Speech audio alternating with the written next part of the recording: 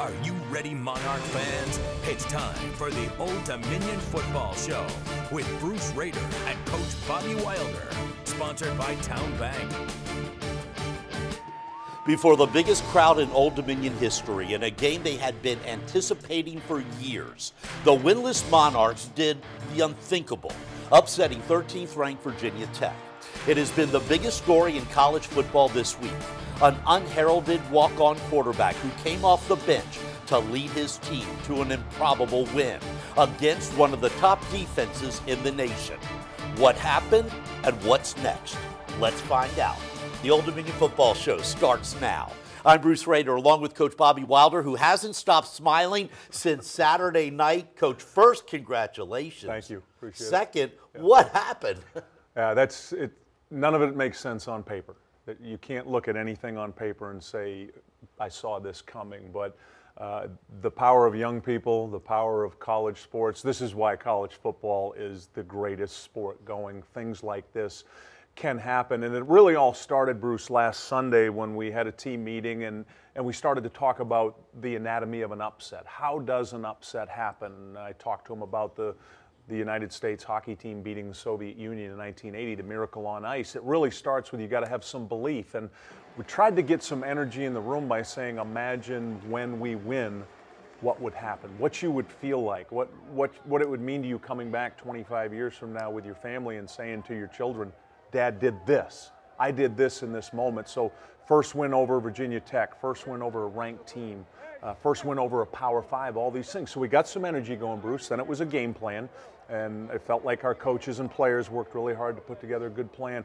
And then good things had to happen early. We had to have something positive that got the crowd into it so we could get the energy going. And you saw what happened right before the half, the interception, Geronda Hall, we score. It's 14-14 at the half, and everybody in the building's going, wait a minute, something special could happen. And we just kept momentum going. The last thing, Bruce, with the anatomy and upset, I told our players, we got to be close in the fourth quarter, and we were. We were down 28-21, and at that point I felt like there was a lot of belief on our sideline and maybe on the other side a little bit of, hey, what's going on here?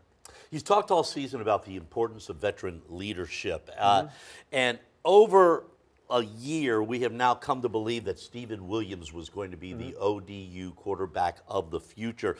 After just 3 plays, you're down 7-0. What caused you to make what could have been maybe the biggest decision of your career, and that was bringing in Blake LaRusso, who many thought was just too small, not good enough for FBS football? Yeah, this seems like now when you look back on it in hindsight, it almost feels a lot like when we brought Taylor Heineke in 2011.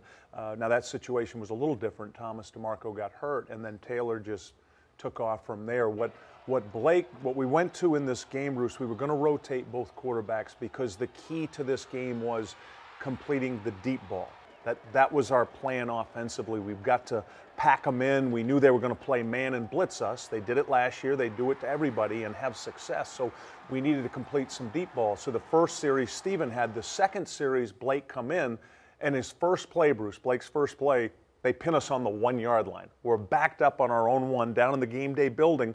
And that very first play, Blake throws a 30-yard touch pass, drops it into Fulgham on our sideline, a beautiful ball. And we didn't score on that drive, but he had another play. He hit Isaiah Harper on a scramble for 22 yards, and it really flipped the field position. So we decided at that point, let's stay with Blake. And then he just kept playing well. So that wasn't a situation where you benched a quarterback.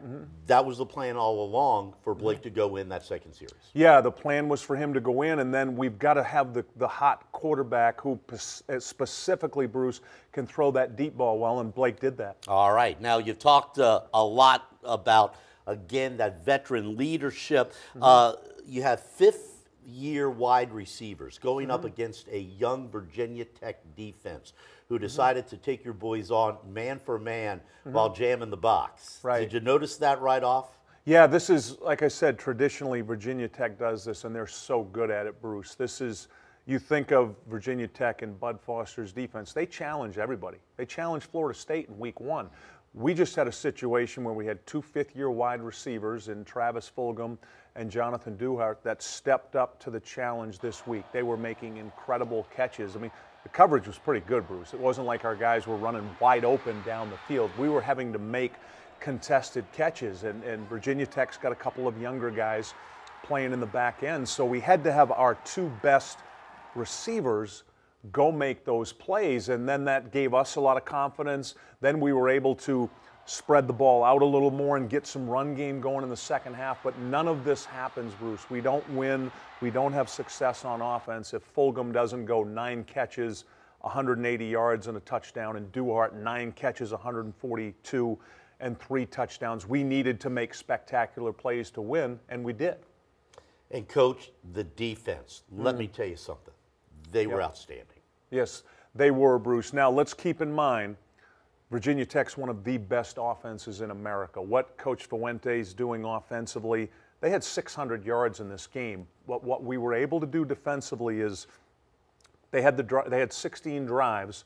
We had 11 stops in the game. They scored 5 times. So in those 11 times we stopped them, you saw a game-changing interception by Geronda Hall, a freshman in his first start. You saw O'Shane Zimenez playing like what he is, one of the best players in America, tackles, sacks. Marcus Haynes, a freshman, redshirt freshman, steps in and gets a couple sacks. You saw Justin Noy with a couple big pass breakups. So you saw some things, Bruce, that you hadn't seen consistently from us in the first 3 weeks. We needed Coach Bankins, our special teams coordinator, says, you need your stars to be stars. We needed some people to make plays, but let's not take anything away from Virginia Tech's offense. They played well in this game. All right, when we come back, Jeremy Cox sealed the deal Saturday with a 40-yard touchdown. His reward, the 1-minute drill with Brian Parsons, next on the Old Dominion Football Show.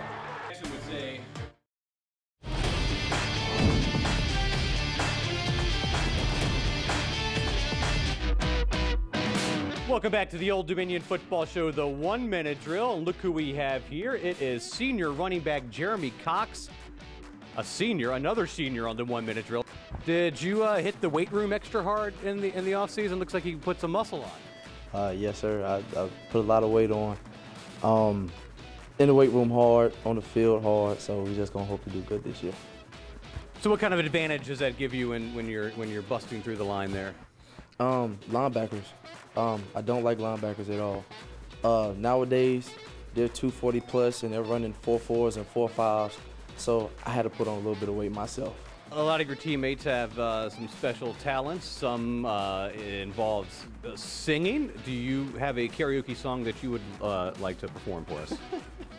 I got a favorite song, Elder Barge. I like it. Here, I'll hand you the microphone. Jeremy Cox, ladies and gentlemen. Ooh, and I like it. You send chills up my spine every time I take one look at you. I'm gonna leave it at that. I'm not gonna go more into the song, but I'm gonna leave it at that. Just a little teaser. As Randy Jackson would say, that's a no for me, dog. No, I'm just kidding. No, that was good. That was good. All right, well, Jeremy Cox, time is up in the 1-minute drill, and you have passed, so go ahead and say goodbye to the Monarch Nation. All right, Monarch Nation. See you later. Coach, I know he was nicked up a bit earlier this season. He certainly didn't look nicked up Saturday. No, you're right, Bruce. I'm glad you brought that up. He got a badly sprained ankle in preseason, and his ankle's still bothering him. He's maybe, I asked him this morning. I said, what's your percentage right now? He said, I'm 95%, but I still don't think he's completely healthy. What he did Saturday was the first time he's been closer to having the ability to make the cuts. He couldn't do that the first 3 weeks, so a healthy Jeremy Cox is good for us the rest of the season. You're going to need him against East Carolina. Yes, we're going to talk about that next.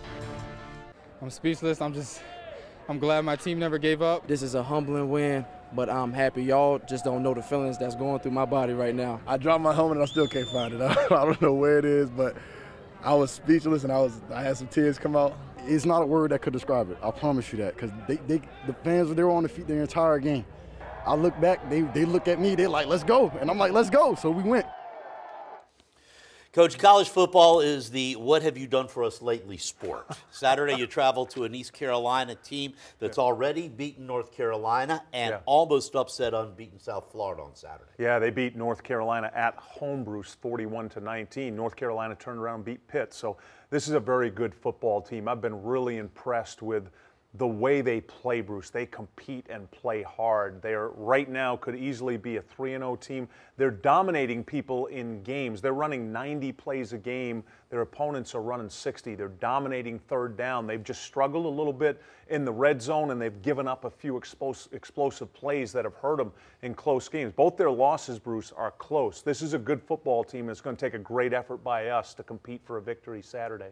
I wrap it up with one final question. After the game, Coach Justin Fuente came up and whispered something in your ear. What did he say? He was a class act, Bruce, which he is. I mean, I think back to last year. They could have scored at the end of the game, and he took a knee. He just said to me after the game, he said, Coach, congratulations.